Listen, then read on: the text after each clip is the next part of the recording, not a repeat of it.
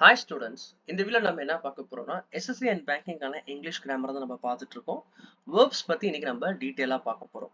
Okay, first நம்ம என்னென்ன verbs இருக்கு, டைப்ஸ் ஆஃப் verbs என்னன்னு பார்ப்போம். இதுக்கு முன்னாடி ஆல்ரெடி நான் 6 வீடியோஸ் போட்டிருக்கேன் about parts of speech பத்தி. அதே மாதிரி 120 rules பத்தி நம்ம கவர் பண்ணியிருக்கோம். Okay, basic classification of verbs. First ரெண்டு டைப்பா நம்ம பிரிச்சுக்கலாம்.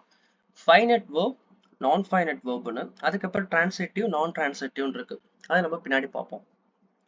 ஓகே, ஃபைனைட் வேர்ப்னா என்னன்னா these verbs have subject change their form according to the number person of the subject. Okay, அதாவது இந்த verb வந்து அதோடைய சப்ஜெக்ட்டுக்கு ஏத்த மாதிரி இப்போ பர்சனுடைய கவுண்ட்ஸ் அதிகமாச்சுன்னா இது வந்து சேஞ்ச் ஆகிட்டே இருக்கும். ஃபைனைட் இது வந்து சொல்ல போனா இது வந்து சேஞ்சபிள். அதே நான் ஃபைனைட்னா not limited by the number of the person of the subject. இது வந்து லிமிட் கிடையாது. ஸோ இதனால மேக்ஸிமம் இது சேஞ்ச் ஆகாது. இதுதான் மேக்ஸிமம் உள்ள வித்தியாசம். நான் ஃபைனைட் வேர்ப்ஸுக்கு என்னென்ன எக்ஸாம்பிள் நம்ம பார்த்தோம்னா to plus verb 1, gerund plus gerundனா வந்து verb 1 plus ing, swim plus ing, இங்க to err, to cook, இந்த மாதிரி வரது எல்லாமே நான் ஃபைனைட்ல வரும். Participle acting as both verb and adjective வரும். இது எல்லாமே பார்க்கறது நம்ம நான் ஃபைனைட் வேர்ப்ல நம்ம பார்ப்போம். ஓகே, அப்போ ஃபைனைட் வேர்ப்னா என்ன, இடத்துக்கு ஏற்ற மாதிரி அந்த number of person and number of சப்ஜெக்டை பொறுத்து அது சேஞ்ச் ஆகும், அதோட ஃபார்ம் வந்து சேஞ்ச் ஆகும். நான் ஃபைனைட்ன்றது மாறாது. அதுக்கப்புறம் transitive verb, intransitive verb. These verbs require அந்த object to complete their meaning. இந்த வேர்ப் வந்து ஒரு மீனிங்கோட கம்ப்ளீட் பண்ணணும். I write an essay.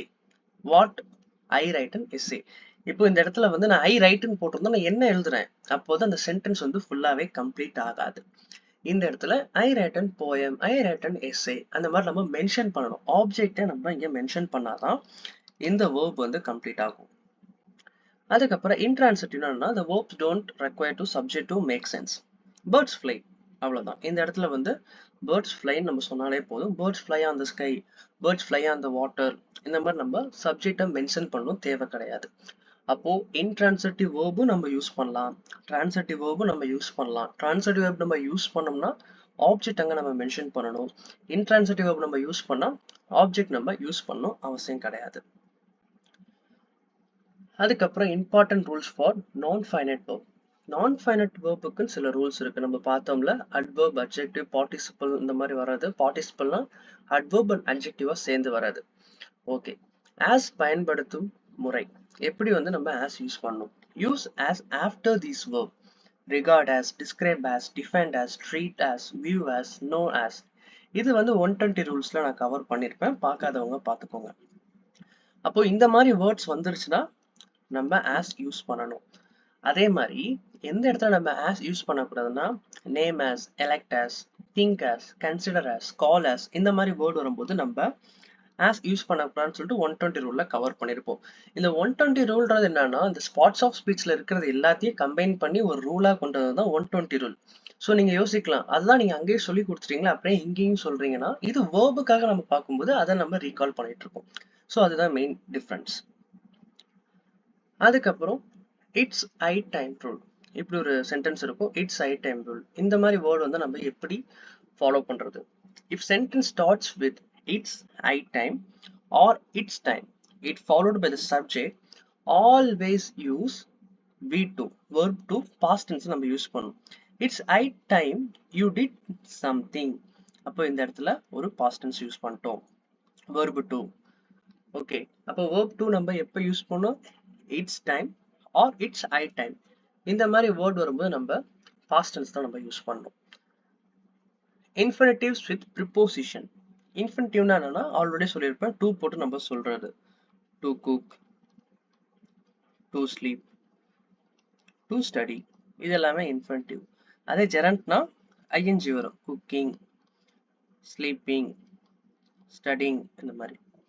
Okay, when infinitive to V1 qualifies the noun like bed, pen, chair, a preposition must follow the infinitive. அப்ப to bed, to pen, to chair இந்த மாதிரி நம்ம use பண்ணும்போது preposition அந்த இன்ஃபினிட்டிவை follow பண்ணும். Example பார்த்தோம்னா I have no pen to write. அப்போ இந்த இடத்துல பென் வந்துருச்சு, இங்க வந்து நம்மளுக்கு இன்ஃபினிட்டிவ் வந்துருச்சு, இந்த இடத்துல preposition. To you have a chair to sit on. அப்போ இந்த இடத்துல ப்ரிப்போசிஷன் வந்துருச்சு, இந்த இடத்துல இன்ஃபினிட்டிவ்ஸ் வந்துருச்சு. அப்போ ஒரு இடத்துல இன்ஃபினிட்டிவ் வந்துருச்சுன்னா அதுக்கப்புறம் ப்ரிப்போசிஷன் வருன்றதுக்காக தான் நம்ம இந்த பென்னு, பெட்டு, சேர் இந்த மாதிரி சென்டென்ஸ்க்கு நம்ம ஒரு கண்டிஷன் வைக்கிறோம். அதுக்கப்புறம் ரிஃப்ளெக்சிவ் ப்ரொனவுன் ரூல்ஸ். இதுல வேர்போட ரூல் எப்படி இருக்கு, இதுதான் நிறைய கொஸ்டின்ஸ் கேட்டிருக்காங்க. இது ரூல்ல நான் 120 ரூல் இதையும் கவர் பண்ணியிருக்கேன். பிடிஎஃப் கூட குரூப்லயே நான் போட்டிருக்கேன், யூஸ் பண்ணிக்கோங்க. The verbs requiring the reflexive pronoun. If verbs don't have direct object, you must add reflexive pronoun. Acute, absent, avail, reconcile, amuse, resign, avenge, enjoy, exert, apply, adapt, adjust, pride. இந்த வேர்ட்ஸ்லாம் வரும்போது நம்ம வந்து என்ன use பண்ணணும், reflexive pronoun use பண்ணணும். Reflexive pronoun ஒன்றும் கிடையாது, myself, yourself, himself, herself, இந்த மாதிரி செல்ஃப்ல முடியுதுல, இது எல்லாமே reflexive pronoun. He absented himself.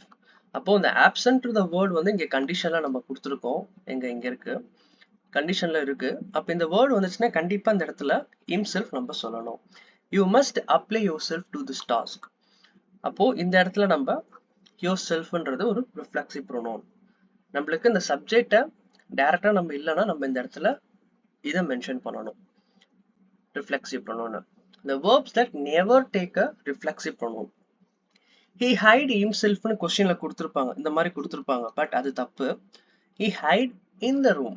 ஏன்னா நம்மளுக்கு keep, stop, turn, qualify, hide, rest, move, bath இந்த மாதிரி வேர்ட் வரும்போது நம்ம ரிஃப்ளெக்சிவ் ப்ரோனவுன் யூஸ் பண்ணக்கூடாது, ஈவன் அங்க ஆப்ஜெக்ட் இல்லைனாலும்.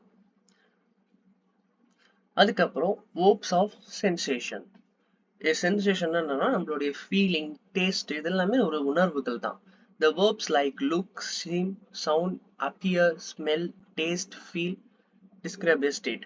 இந்த மாதிரி வார்த்தைகள் வரும்போது நம்ம வந்து எப்படி யூஸ் பண்ணணும், they should followed by adjective not adverb. Okay, இந்த மாதிரி வேர்ட்ஸ் வரும்போது நம்ம என்ன யூஸ் பண்ணுவோம்னா அட்ஜெக்டிவ் தான் நம்ம அதை யூஸ் பண்ணுவோம், அட்வர்பா நம்ம யூஸ் பண்ண மாட்டோம். He looks honest.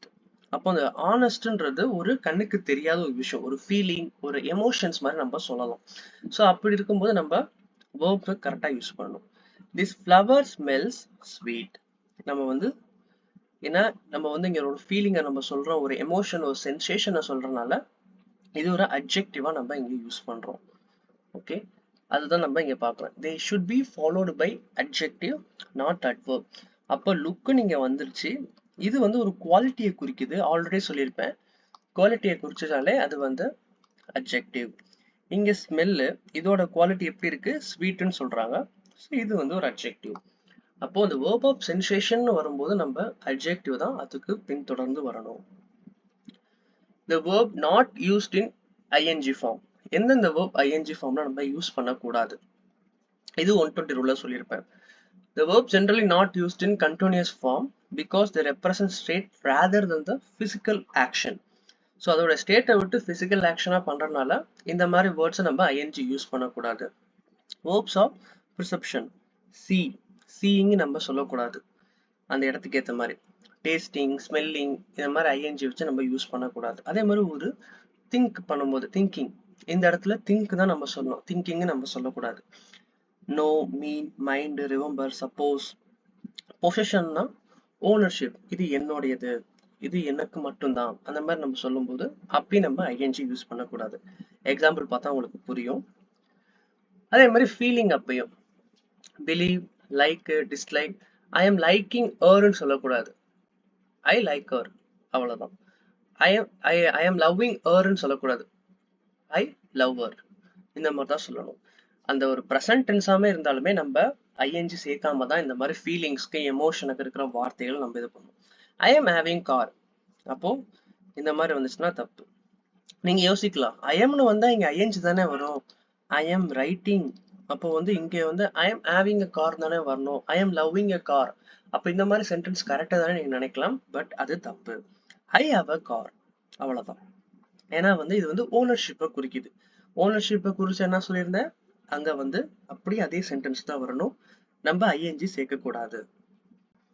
அதுக்கப்புறம் காசிவேட்டிவ் verbs have, get, make indicate the subject causing the action to rather than the doing themselves. ஒரு ஆக்ஷனை காட்டும், அது செய்யறதை காட்டில ஒரு ஆக்ஷனா நம்மளுக்கு தெரியப்படும். Make used for forced action. I made him to the work. நான் வந்து அவனை வேலை செய்ய வச்சேன். மேக் மேட் எல்லாமே ஒரே சென்டென்ஸ்ல தான் வரும். அப்போ இது வந்து ஒரு ஆர்டர். நம்ம வந்து ஒருத்தங்களுக்கு ஆர்டர் போடும்போது இந்த மேடு இந்த மாதிரி காசிட்டிவ் verbs நம்ம நிறைய யூஸ் பண்ணுவோம். used for task assign arranged. I got house painted. நான் வீட்டிற்கு வண்ணம் பூச செய்தேன். அப்போ ஒரு டாஸ்க்கு இது மாதிரி நம்ம பண்றோம், வீட்டில் ஏதாச்சும் ஒரு வேலை செய்யறோம்னா அது வந்து கெட் ஹேவ்ல வரும். அதே வந்து நம்ம வந்து ஒரு விஷயத்தை இன்னொருத்தவங்களுக்கு நம்ம ஆர்டர் போடுறோம்னா நம்ம ஒரு கண்டிஷன் ஸ்டேட்மெண்ட் மாதிரி மேக் மேட் நம்ம யூஸ் பண்ணுவோம். ஓகே, அண்ட் ஃபைனலா fixed verb. The fixed word combination, certain nouns are always paired with specific verb. Have a lunch, have a good time, have a shower, have a dream, have a conversation. அப்போ haveன்னு வந்துச்சுன்னா இதெல்லாமே ஃபிக்ஸ்டா தான் வரணும்.